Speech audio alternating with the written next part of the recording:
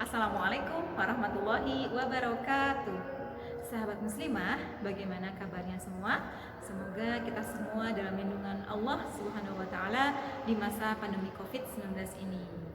Sahabat muslimah, pernahkah kita ketika bermain dengan anak kita atau ketika kita mengasuh anak kita terjatuh, kemudian kesakitan, dan respon kita adalah memukul tembok atau memukul meja, memukul kursi yang terbentur di badan anak kita.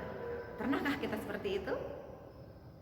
Sambil kita bilang, temboknya nakal, mejanya nakal, kursinya nakal. Nah, sahabat muslimah, jika kita pernah melakukan hal itu, pada saat itu sebenarnya kita sedang mengajarkan 4 hal kepada anak kita. Yang pertama, kita sedang mengajarkan, sedang menstimulus anak untuk tidak memiliki kemampuan introspeksi diri.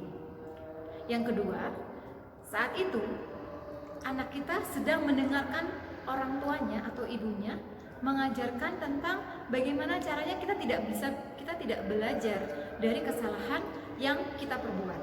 Yang ketiga, kita sedang mengajarkan bagaimana cara mencari kambing hitam dari masalah yang sedang dihadapi oleh anak kita, menyalahkan orang lain dari masalah yang sedang diderita oleh anak kita. Dan yang keempat, kita sedang mengajarkan bagaimana itu kekerasan dengan pukulan atau dengan kata-kata verbal. Nah, sahabat muslimah, sebenarnya pada saat itu yang terjadi adalah yang pertama, anak kita sedang kesakitan. Yang kedua, anak kita sedang teledor, sedang tidak berhati-hati. Yang ketiga, anak kita sedang ada masalah, sedang menghadapi masalah.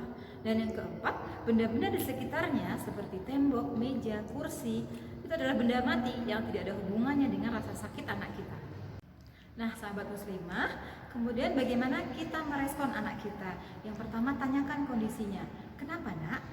Dengan bertanya, dia akan belajar bagaimana dia memahami masalahnya. Kemudian, anak akan berkata, aku jatuh. Maka tanyakan, mana yang sakit? Nah, di situ kita sedang menstimulasi anak bagaimana kita berempati kepada diri kita sendiri, kekurangan kita dan juga untuk kekurangan orang lain. Selanjutnya, obati luka anak kita. Dari perlakuan kita itu, anak akan belajar bagaimana mencari solusi untuk masalahnya. Dan yang terakhir, ketika anak kita sudah tenang, sudah tidak nangis, berikan nasihat. Lain kali, hati-hati ya nak, dengan kata-kata itu mengajarkan anak kita bagaimana menemukan solusi agar dia tidak mendapatkan atau dia tidak menghadapi masalah yang sama. Nah, sahabat muslimah, demikian sedikit tips pengasuhan. Semoga kita menjadi ibu-ibu yang hebat dan melahirkan anak-anak yang tangguh dan kuat.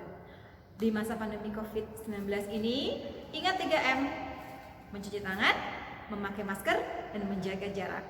Stay healthy, stay at home. Wassalamualaikum warahmatullahi wabarakatuh.